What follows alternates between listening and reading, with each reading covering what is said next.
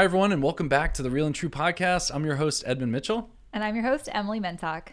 And this podcast is for us to discuss the unit of videos in more detail, to dive deeper into the content, and to share a bit of the behind the scenes of the mission and vision of Real and True. And we're really excited. This is our first podcast for our first themed unit. So up to this point, our project has been going through Pillar 1 of the Catechism, sort of section by section, and really breaking that open for our audience. But we decided to kind of take a pause in anticipation of the Eucharistic Revival that's coming up here in the church to look at what does the Catechism say about the Eucharist, about the real presence, about adoration, all those things. And we're excited to be talking a little bit more about the behind the scenes on that with you today. Yeah, this is a special unit, and the Eucharistic Revival was planned by the USCCB, and it's going to be launching June 19th of 2022. So in preparation for that, we put together this unit. Emily, do you want you or I to go over kind of the overview of the month content? Yeah, I can go over that. So we'll still follow the same structure. We've still followed the same structure of a unit for this section, even though we're going a little out of order for the Catechism. And so the Proclamation video is, I guess first the thesis is that the Eucharist is sacrifice and communion. And this really pulls from the document that was put together by the U.S. bishops about, okay, what do we need to understand about the Eucharist so that then, more people can come to believe in the real presence, in the revival. And so to introduce that concept, we're exploring in the Proclamation video, what does sacrifice really mean? When we say that, what does that really mean? I think we sometimes have more shallow versions of sacrifice in our lives, but real sacrifice. The explanation video is the Eucharist as sacrifice and communion. So these are these two pieces of the Eucharist in Mass, in the sacrament, that we can look at both the sacrifice piece and the communion piece. And then finally, in the connection video, we're calling it How Silence Can Change Your Life, but really taking a deep dive on Eucharistic adoration as a practice. Yeah, this is really an awesome movement of the bishops. They're calling for a 3-year grassroots revival of devotion and belief in the real presence of Jesus in the Eucharist. And this comes from a Pew Research study that showed that 1/3 of U.S. Catholics believe the Church's teaching on the Eucharist as truly the body, blood, soul, and divinity of Jesus Christ. And this revival is going to have these tiers of parish, diocese, and nationwide. And it's really trying to encourage the whole Church and even the world to come to understand and be aware, but also to dive deeper into the belief of the true presence. In that document you mentioned, Emily, the Eucharist in the life of the Church is the kind of pillar document for this movement, and we use that to influence the unit themes. Yeah, and one of the things I really love about the revival that I think aligns with something that we want to do, through this project is that the bishop said we want to start a fire, not a program. This isn't Love just that. meant to be sort of a catechetical program or curriculum that we're rolling out in parishes and schools or anything like that. They really have a mission to renew the church by enkindling a living relationship with the Lord Jesus Christ in the Holy Eucharist. And I think that aligns so well with how we're approaching the Catechism as well, where it's not just about getting people to learn things or know things or even believe things. It's really how do we help people have a relationship with Jesus, like the real person, us through exploring the Catechism, and then for the revival through the Holy Eucharist. Yeah, that's awesome. That's so important for people to know that intellectual assent, intellectually believing in something is good, but it's not the end all be all. I love in Acts chapter 2, Peter gives this great homily, and then everyone says, now what must we do? They were cut to the heart, and then they say, what must we do now? How does this apply to my life? And the same with the Eucharist, we sometimes forget, what does that mean for our life? And the two big themes of the Eucharistic Revival document are the gift of the Eucharist and then our response, what we're supposed to do. So maybe we could move into the Proclamation video. So this was really interesting because maybe you want to share a little bit about how we came to the idea of this Proclamation video.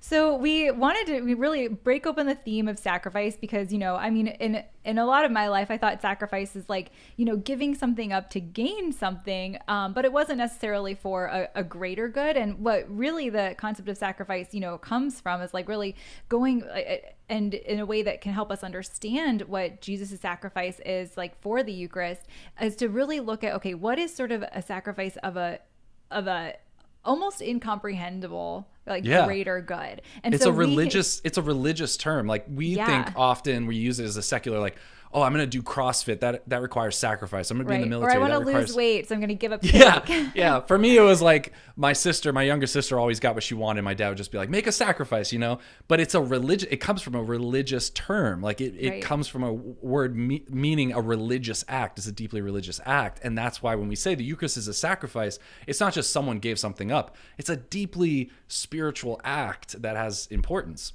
Right, which is why it was kind of hard to find like that hook story. So we ended up settling on the story of Saint Maximilian Kolbe, because that story of him just voluntarily giving up his life to save another was like the closest thing we could lay as like still a human foundation for the concept of Jesus's sacrifice. We even had found someone who had given up their kidney. Oh, yes, that's right. To for the sake of like helping another person. But we even felt like, okay, we don't want there to even be any confusion about that person having something to gain, about feeling good about themselves. And not saying that they did, but like we needed to keep it as like, how do we lay the foundation for our audience of like a true sacrifice of Jesus as closely as possible to like break open their minds away from doing sacrifice for your own gain in any way. Yeah, that it's something more than just the act. Like it's there's this spiritual dimension to it. And definitely with St. Maximilian Kolbe, I think during his canonization, when the Pope was talking about him, he said this sacrifice was like that of Jesus on the cross. Like that sacrifice was in a similar vein of the way Jesus offered himself for others. Right. And so the document from the bishops for the revival really stresses the Eucharist as a sacrifice. It says that, as a memorial, the Eucharist is not another sacrifice, but really the representation. Yeah. The representation of not representation, but not representation. Presentation. Retransforming of the sacrifice of Christ by which we are reconciled to the Father. So it's like that's how much of the impact of that sacrifice. We're not just representing what happened, we're representing the actual sacrifice of Jesus like through the Eucharist now.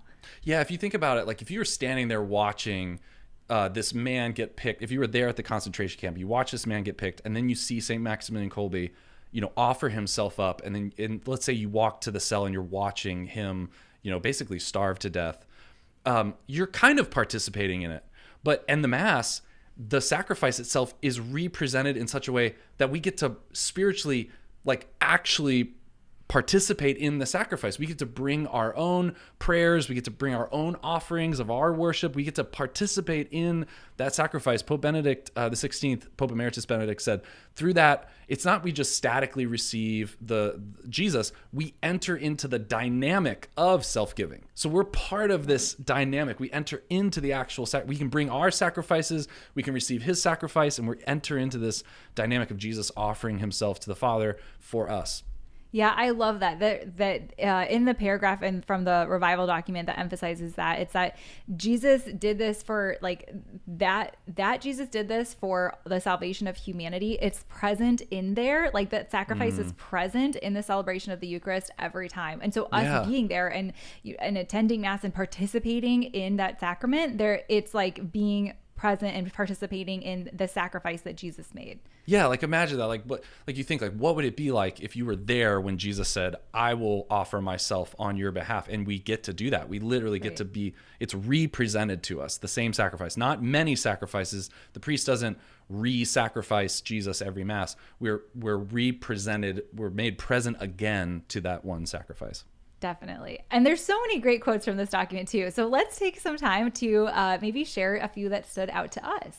Yeah, instead of our normal standout catechism paragraph, we're going to do a special segment here, the standout paragraph from the document. Who should go first? You want to go? Sure, I'll do mine. So mine again it's kind of unfair because it's a quote by Pope Benedict XVI that's in the document. But it says, "The love that we celebrate in the sacrament is not something we can keep to ourselves. By its very nature, it demands to be shared with all." And I love this because, again, we think that, a third of all Catholics don't believe in the true presence of the Eucharist, and that's it. We just need people to just believe it. But it's the effect, the impact on our lives if we were to believe it. If we were to believe it, it would cause us to go out and tell people about it. I also love in the Catechism, hopefully we get to this in later units when we actually cover the Eucharist again, it says that one of the effects of the Eucharist is that it unites us closer to the poor, that it draws us into service of the poor. And people don't often, I didn't think about that till I read that in the Catechism. And I think that's the effect of the Eucharist should have on us, is that it's not just something for ourselves, but it's something by its very nature demands to be shared. You share this bread of life with others. Yeah, that leads so well into my standout paragraph, which comes from number 25 in the document, which says, the sacrament of the Eucharist is called Holy Communion precisely because it places us in intimate communion with the sacrifice of Christ, which we just talked about, but also an intimate communion, like with him, through him, and then with each other as well. And think about it, like we don't call Eucharist just Eucharist, we call it like your first Holy Communion, because it's through the sacrament that you are placed into that intimate union with others as well. And the document has this great quote of it's the efficacious sign and sublime cause of that communion in the divine life and that unity of the people of God by which the church is kept in being. And I'm just like, okay, that shows, I think one of the probably most memorized catechism quotes is like, the Eucharist is the source and summit of the Christian life, or whatever, which is great, super important. I don't want to downplay that at all, but I love that this kind of like emphasizes that even more of like, why is it? Because of one, the ultimate sacrifice of Christ, but also in how it puts us in communion with others.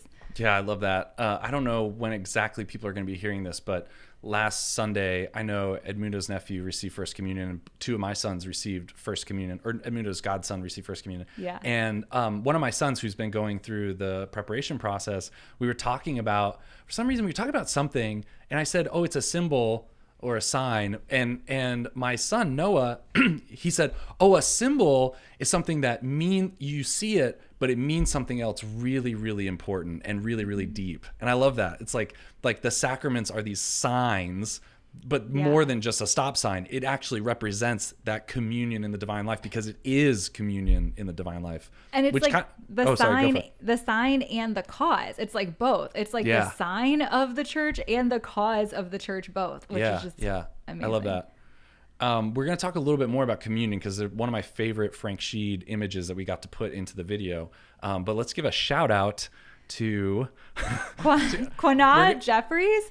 Quanah? Wow, you pronounce that extremely well. Like, you know how to pronounce it. That was my most confident guess. So, Mr. Jeffries, if we were Mr. incorrect, please, we apologize. Please do correct us. Sorry. And he commented on your last connection video from the last unit.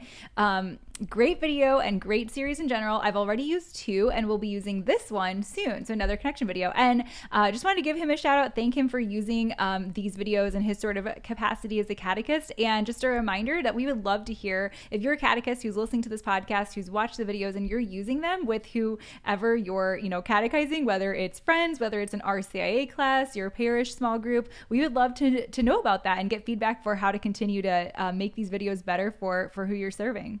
Yeah, and we'll give you a little shout out. Yes. So that leads, so with the proclamation video, we tried to set up this idea of sacrifice. We tried to reorient or I guess reposition the idea of sacrifice in people's minds so that we could then go into the explanation video and talk about the Eucharist as communion and sacrifice, which you already started touching on.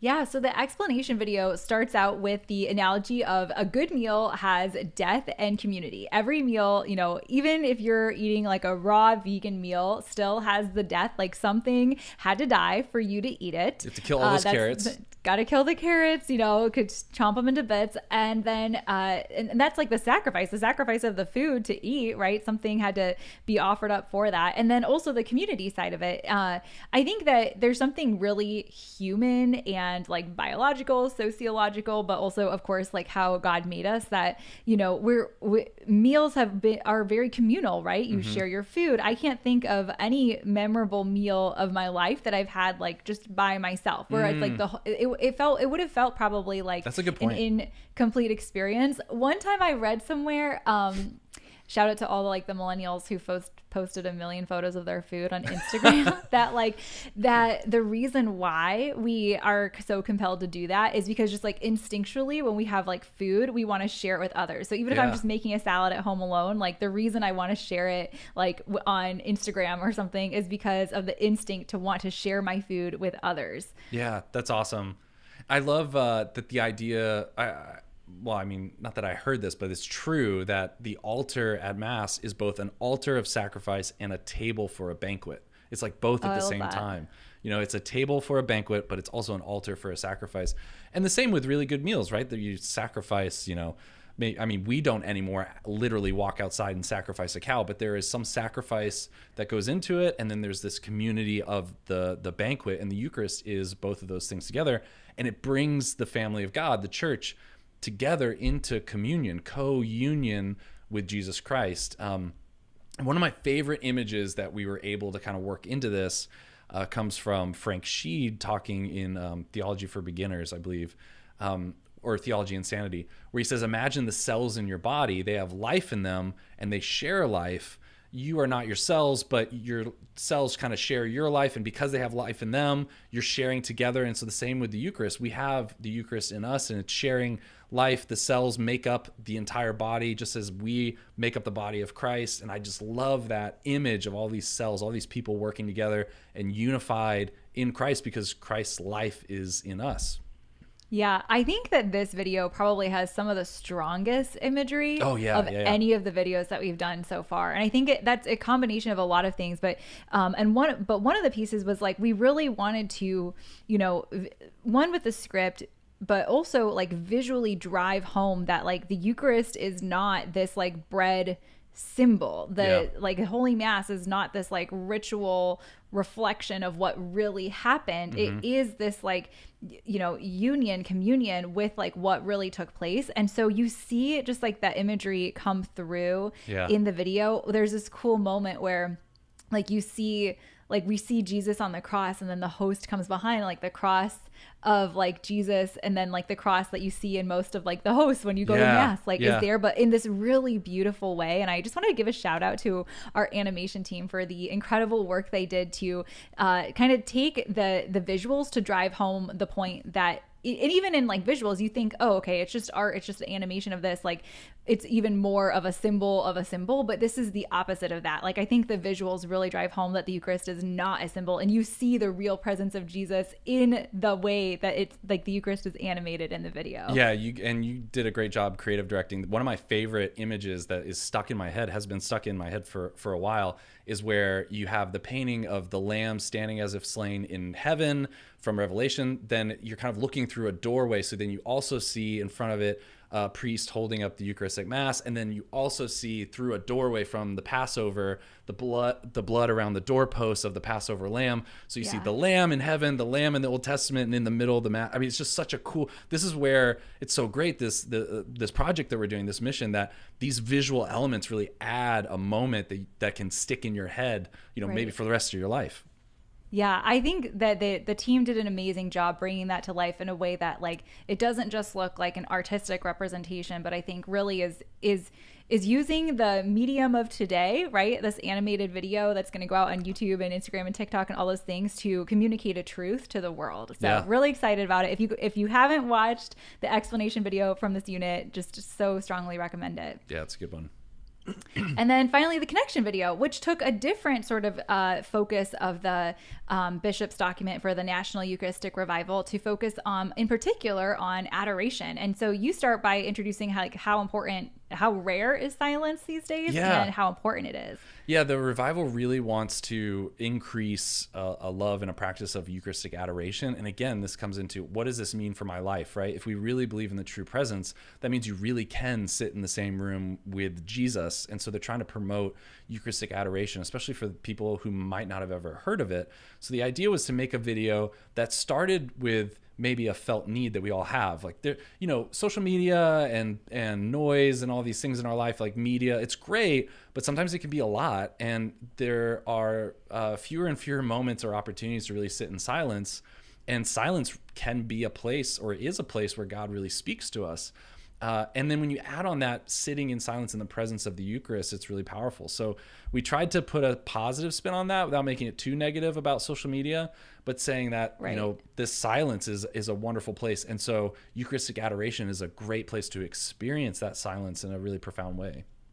Yeah, we're going for the both and here. Just talk about how cool it is. This video is going to be out on all the social platforms, but obviously we can't just find God by watching videos. We need to go sit in silence. And I think that adoration in particular is such a cool practice because it's even different than like the mass, which, you know, even when you want to believe, it can feel like the ritual and the obligation. Like it could have that tendency if you're not, you know, kind of like depending on just where you are in your spiritual life. But adoration is just like, it's free and it's personal. Like I feel like adoration is such a perfect expression of a previous unit's thesis that faith is a free and personal response to God, and then in adoration you can go and sit and like express that free and personal response to God, just you and Jesus right there. Yeah, if the Catechism says the Eucharist is the source and summit, and so we go to Mass and receiving the Eucharist and then being sent out with the Eucharist is the source and summit. It's what all the sacraments are. It's what the sacraments of initiation, baptism, and confirmation are leading to the Eucharist. This is the final sacrament of initiation, right? Depending on which order you receive them in. It's leading to that. But the Mass, and I love that we got this into the video, and I've heard other people say this, I think it's worth repeating. The Mass presumes, it supposes that you already have a deep, intimate, personal faith and relationship with God. So that when we come together and worship, we're able to all worship. We all have a personal relationship with Jesus, but then together we're all worshiping with him. Well, it presumes that. So a great way to even enter into Mass even more fully is to sit with that Eucharist, to sit with Jesus outside of Mass and kind of put a pause on that moment when the priest lifts up the host and says, you know, the body and blood of Christ. We're able to sit in Mass and foster and nurture that personal relationship with Jesus and develop a hunger for him. So when we go to Mass, it's a deeper experience. Right. And I think that in Mass, we experience this cool analogy that you bring in the second half of the video about the hand, the head, and the heart. And like how, like in Mass or in our prayer, like how do we, you know, kind of need to unify those things to have a right relationship with God? Can you talk about that? Yeah. So this comes from, I have a Catholic counselor, Dave, that I've been talking to for years. And he brings this up a lot, but it's also theologically accurate, and it's in the Catechism. The Catechism talks about the heart, talks about our intellect and our will. And so we have hand is the idea that we make actions like our will. We act, we serve others, we do things. With our head, we think things, we comprehend or apprehend things. You know, you have your thoughts racing, or you're thinking about stuff, you're studying or whatever. And then your heart, right? The Catechism says, in the fourth pillar on prayer, the heart is the innermost dwelling where I live and move and have my being. In the Bible, it talks about how it's deeper than even my emotional desires or conscious desires. It's that place where I am. So that can even be troubled by the way our life is going. And so in adoration, we're able to give those three things something to do and then something to rest in, right? So we're able to worship God with our hand, head, and heart, but then we're also able to like kind of give them a rest and listen for God's voice. And that's one of the things I love about Eucharistic adoration is just take a pause and a rest for your hand, head, and heart.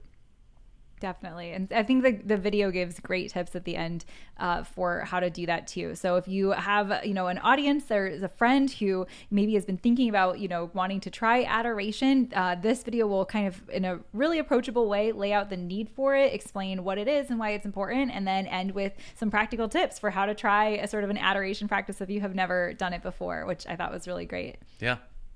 So that was our themed unit based on the National Eucharistic Revival. And, you know, we felt that it really aligned with this project because, you know, even though currently we're kind of going through the Catechism in the order of the first pillar so far, but the Catechism is meant to sort of cross over, weave over. It pulls even from itself, right? It's not just this thing where your each paragraph is standalone. One thing we were able to do with this unit, and why we hope to do more sort of themed or special units in the future, is pull pieces from every different pillar of the Catechism into one unit or into one big theme that is a priority for our faith. And so here in the U.S. Church, the U.S. Conference of Catholic Bishops is launching this Eucharistic Revival in June on the Feast of Corpus Christi. But I mean, the Eucharist is important for all of us around the world too. Yeah.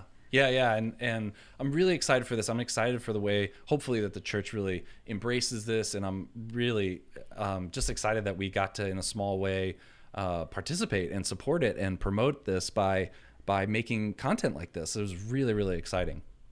Definitely. And fitting with our structure. So hopefully our audience is familiar with it. There'll still be each of these videos. There's a discussion guide still available online. If you haven't found our discussion guides yet, definitely go and check that out. And we would love your feedback of how you might use either this unit as part of how your diocese or parish is embracing the Eucharistic Revival, or the other videos to help just unlock the Catechism for the modern world.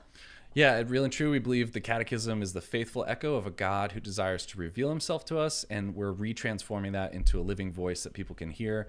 So thank you so much for joining us on this mission, and we hope to hear from people in the comments, hear even more, and give you guys shout outs. And again, you can subscribe on YouTube, in the podcast apps, or you can go to realtrue.org and join our email list. Thanks so much for joining us today. All right, see you next time.